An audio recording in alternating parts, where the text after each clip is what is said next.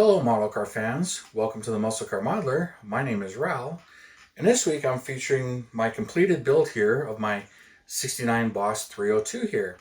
As you can see, I really do appreciate this car. It's definitely one of my favorites because a unique car with a very specific purpose and very specific options.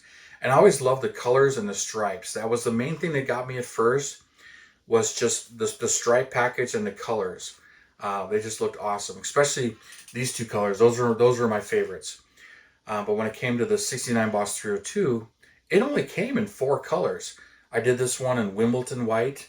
This one back here is Calypso Coral. They also did it in bright yellow, not to be confused with Grabber Yellow that came out a year later, which is a little lighter. And then also Acapulco Blue, which I do have another one of these kits that's going to end up that color. So I will have all 4 colors. And that's just because I really like the car. But the Acapulco Blue kind of hides the stripes, which is, I like the color, but it doesn't pop as much as the two in the back. The white, I've never really been a big fan of black and white, but I still like it.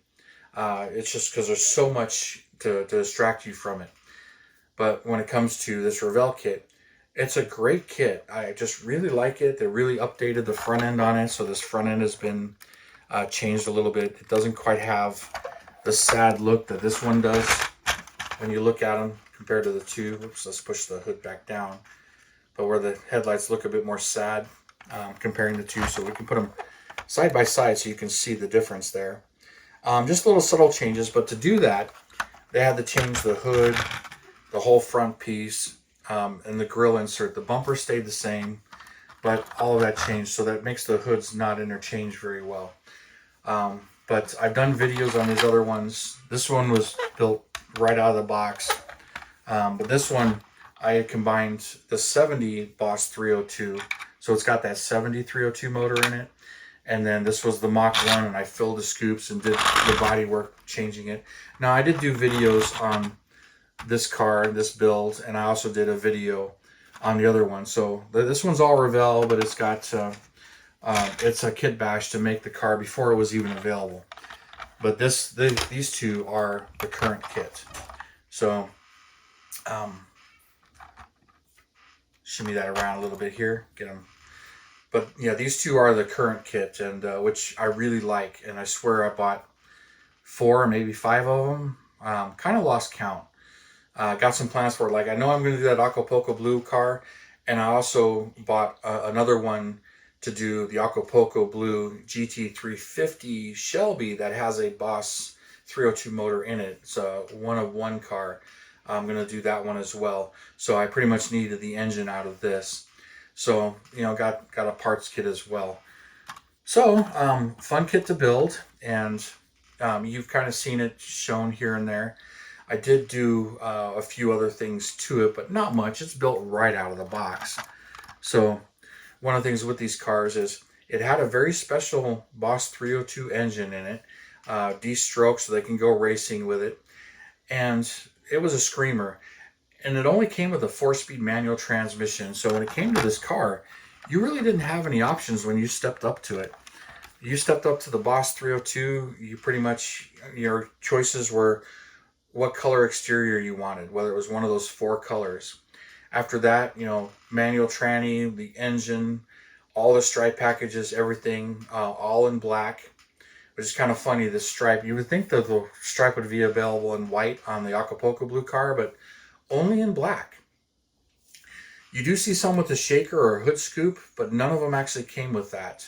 The only 69 shaker that was available was on the R code 428, and the 70 Boss 302 had the shaker available for it. So some people retrofitted the shaker to these cars, and I think it looks great.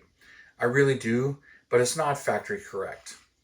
The wheels are kind of funny with the silver painted inserts instead of the full chrome and the black pockets.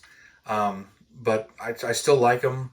The GT wheels I think look really good, but those weren't available on them. The interiors were all black on the 69 Boss 302s. You had no options there. You did have some interior options. You can get the base interior or the deluxe interior. The model kit is depicting the deluxe interior with the wood inserts and the clock on the passenger side. But that was some of the options as far as the interior trim. Window slats, spoilers, rear spoiler, front spoiler, all really cool, and just the way they looked. The blackout in the headlight pocket, which is kind of awkward. I like it, but when it's body color, I like it on a lot of the regular 69s as well. The fact that there's no scoop here, pretty much for aerodynamic reasons, they removed that and they removed the medallion up here for these cars. But it was all pretty much for aerodynamic reasons, is what I was understanding with that. So let me go take this outside. We can look at this Wimbledon White in the sun, and we'll continue on. Well, here we are out in the Arizona sun with my 69 Boss 302 with the Wimbledon White color here from Scale Finishes, and the paint that's semi-gloss on the hood there. Like the way this one came out. Almost completes all my Boss 302s, since I really love this particular car. Just the whole graphics package and everything on it. Being a race inspired package. Gotta be fun to drive on the street, especially in the higher RPMs. Never driven one. Would love to have driven one, but such a good looking package though. Really like this car. But this is a fun Revell kit. I don't know what it is. I seem to always have the hoods doing that on these particular ones. You fight with it, think you got it, and then surprise. But there she is. It's looking really good here. Love those side stripes. Just always thought those were cool. The way they hug the body line and everything, just really exaggerate the body lines.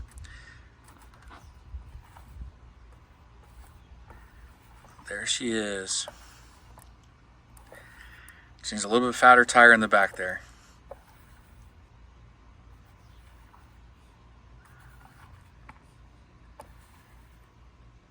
All right, let's head on back inside.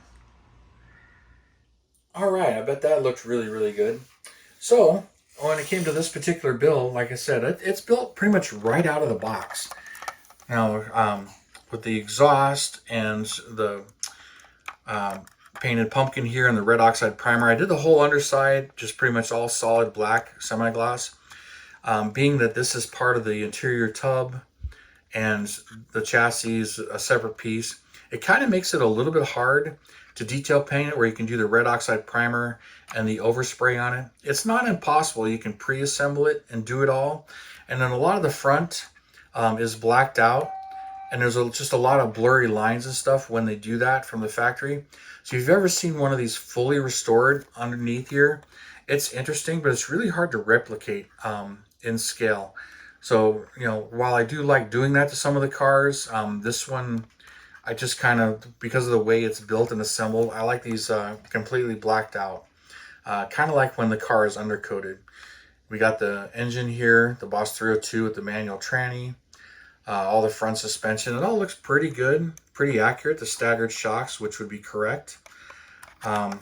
The wheels, to me, the tires are just a little bit small, but they look really good. These are the Firestone wide oval tires that come in the kit.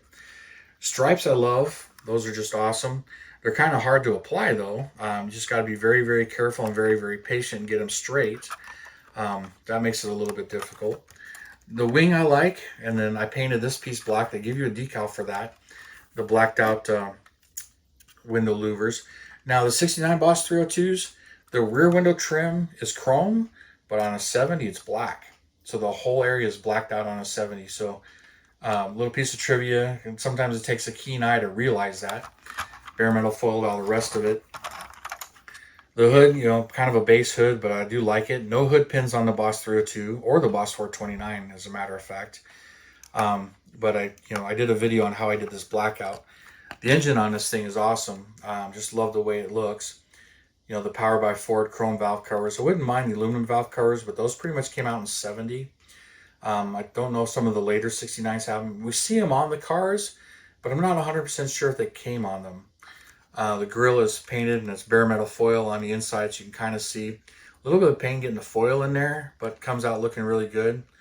All the headlights, I think the headlights stick out just a little bit as far as the chrome. A little bit tunneled out, but There are ways to deal with that, but I wasn't really messing with it. It doesn't bug me enough to modify it. But the interior, I have a couple of videos of the interior where I put a completely different console out of the 70 Mach 1 and I modified it and made some molds. So it has the updated console and it does not have the Shelby roll bar. These kits still have the Shelby console and the Shelby roll bar. Everything else is pretty much correct.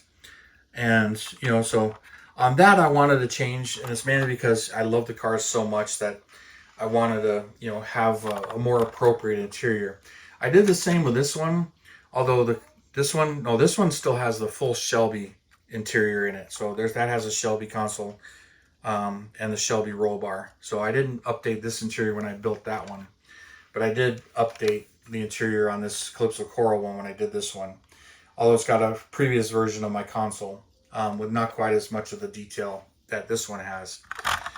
Those of you guys who are wondering about the console, if you haven't seen my other video, which I'll put a link in the video description below of my interior changes and updates.